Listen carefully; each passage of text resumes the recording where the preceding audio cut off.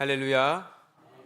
이른 새벽 주님의 말씀을 사모하며 새벽 기도의 자리에 참여하신 모든 분들과 또 영상으로 함께 참여하신 모든 분들에게 하나님의 평강이 함께 하시기를 주님의 이름으로 축원합니다.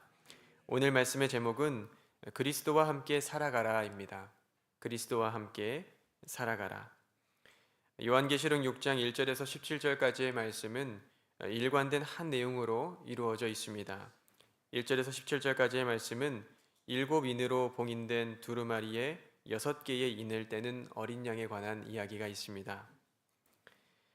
지금의 시대를 살아가는 사람들은 과학과 기술의 발달로 인해서 유례없는 문명의 혜택을 받으며 살아가고 있습니다.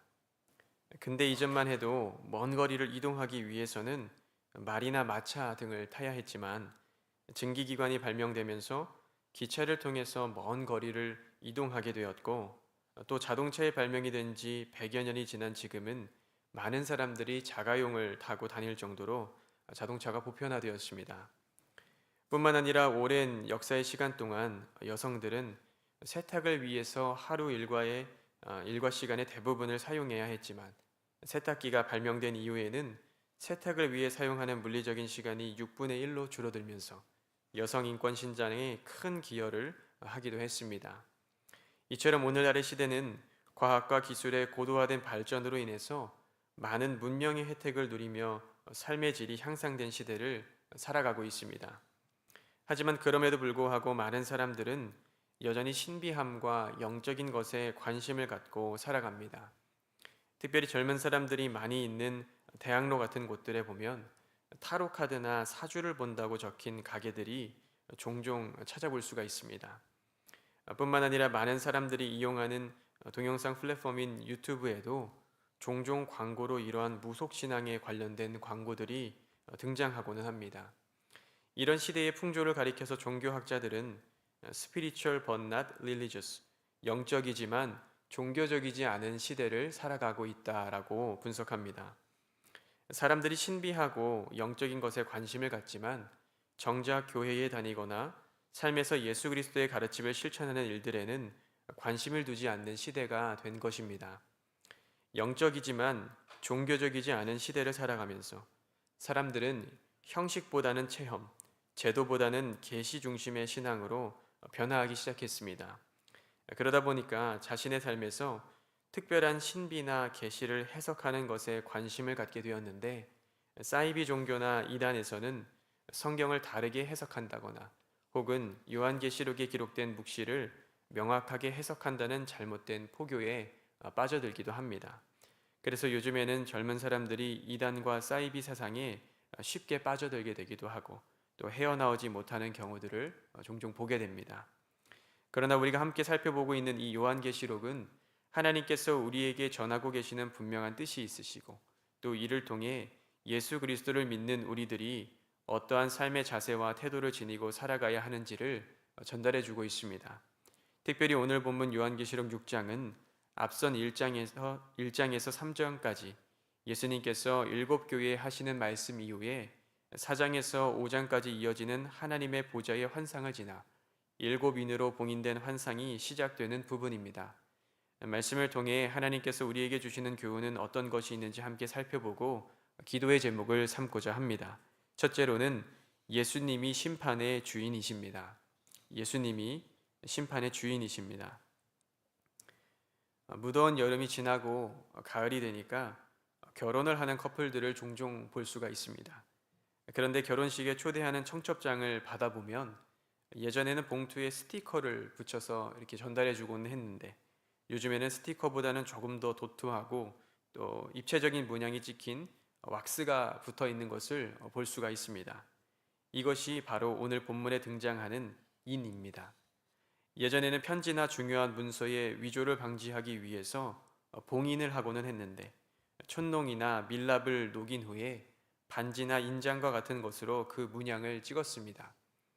이 봉인이 뜯어지기 전에는 편지의 내용을 확인할 수가 없었고 누가 이것을 몰래 보기 원한다고 해도 다시 붙이거나 할 수 있는 방법이 없었기 때문에 이 봉인이 붙어 있는 한 아직 아무도 이 편지를 열어보지 않았다는 증거가 되기도 했습니다.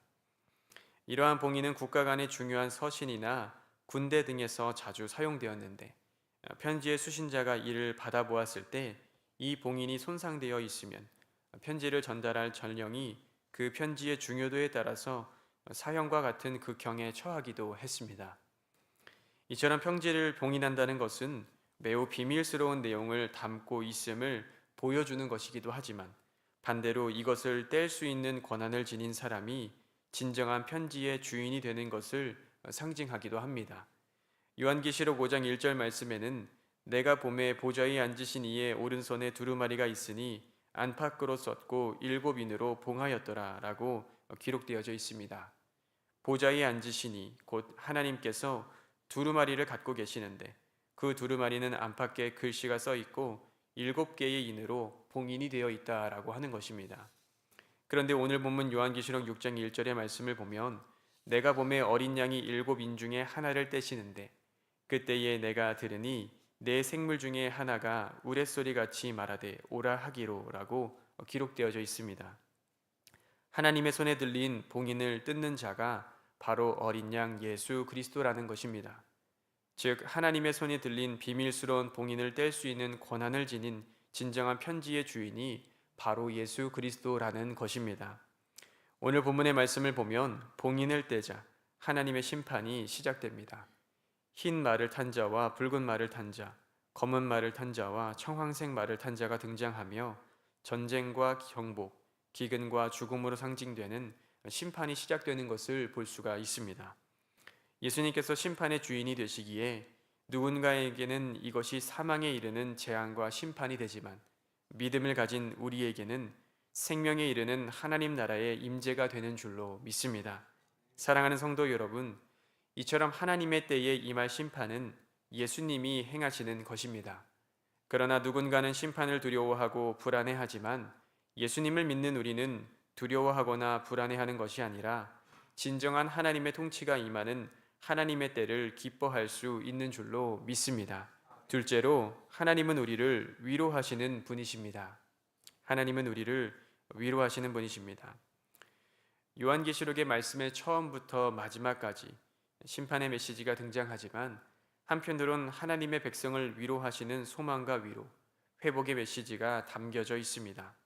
왜냐하면 요한계시록이 우리에게는 묵시문학이고 또 미래를 예언하는 메시지로 읽히지만 요한이 계시록을 기록하던 이 당시에는 이 책이 소아시아에 있는 7교회에 보낸 회람서신으로 작성되었기 때문입니다. 쉽게 이야기하면 요한이 적은 계시록의 말씀을 소아시아의 7교회가 돌아가며 읽도록 쓰여진 편지인 것입니다. 따라서 요한계시록은 1세기 교회들의 상황에 맞추어서 그들을 위한 편지의 성격이 전제되어져 있는데 그래서 계시록의 초반에는 7교회를 향한 예수님의 메시지가 기록되어져 있습니다. 요한계시록이 종말과 심판의 때를 말씀하고 있지만 더불어 하나님의 백성에게 전하는 경고나 위로의 말씀 역시 함께 전해지고 있습니다. 오늘 본문 요한계시록 6장 9절에서 11절 말씀을 보면 다섯째 인을 떼실 때에 내가 보니 하나님의 말씀과 그들이 가진 증거로 말미암아 죽임을 당한 영혼들이 제단 아래에 있어 큰 소리로 불러 이르되 거룩하고 참되신 대주제여 땅에 거하는 자들을 심판하여 우리 피를 갚아주지 아니하시기를 어느 때까지 하시려 하나이까 하니 각각 그들에게 흰 두루마기를 주시며 이르시되 아직 잠시 동안 쉬되 그들의 동무 종들과 형제들도 자기처럼 죽임을 당하여 그 수가 차기까지 하라 하시더라 라고 기록되어 있습니다.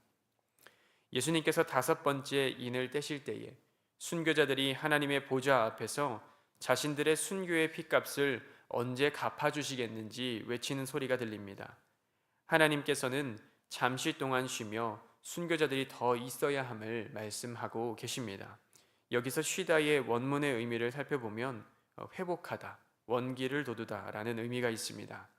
즉 순교자들의 탄원이 있지만 그들이 잠시 원기를 회복하는 시간을 가지며 하나님의 때에 하나님을 대적하는 악에 대한 심판이 있을 것을 말씀하시는 하나님의 위로를 전하고 계신 것입니다.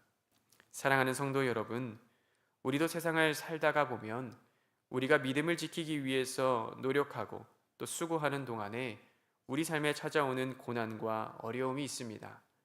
분명 나는 하나님 앞에 믿음을 지키고 하나님의 뜻을 따라 살아가려고 하는데 왜 우리에게 어려움이 찾아올까요? 바로 우리가 세상의 방식과 법이 아닌 하나님의 방식과 법을 따르려고 하기 때문입니다. 세상은 세상의 방식대로 살아가는데 그리스도인들은 그 방식과 흐름에 따르는 것이 아니라 마치 강을 거슬러 오르는 연어처럼 세상의 방식을 거슬러 하나님의 방식을 따르기에 저항이 찾아오게 되는 것입니다. 그러기에 우리에게 찾아오는 고난은 하나님을 위해 겪는 고난이며 예수님이 우리를 위해 당하셨던 그 고난에 동참하는 것인 줄로 믿습니다. 그렇지만 하나님은 우리가 고난당하는 것을 지켜만 보지 않으시고 우리를 찾아와 위로하시며 하나님의 때에 회복하실 것을 약속해 주십니다. 비록 지금은 때가 이르지 않았다고 할지라도 하나님을 위해 겪는 고난을 능히 감당하며 하나님의 위로하심을 경험하게 되는 저와 여러분이 되시기를 주님의 이름으로 축원합니다. 끝으로 하나님의 은혜임을 고백해야 합니다. 하나님의 은혜임을 고백해야 합니다. 요한계시록의 말씀을 묵상하며 때로는 이해되지 않는 표현들과 상징들이 등장하고 때로는 멸망과 심판, 진노의 표현들이 등장하지만 우리 그리스도인들이 소망과 희망을 가질 수 있는 것은 우리는 하나님의 심판의 대상이 아니요 구원의 대상이기 때문입니다. 미국의 심장 전문의인 로버트 엘리엇은 피할 수 없으면 즐겨라 라고 이야기했지만 사실 이 말이 명언으로 전해지는 것도 피할 수 없는 상황을 즐기기가 어렵기 때문일 것입니다. 피할 수 없는 고통을 앞두고 있다면 누구나 두려움에 떨 수밖에 없는 것입니다.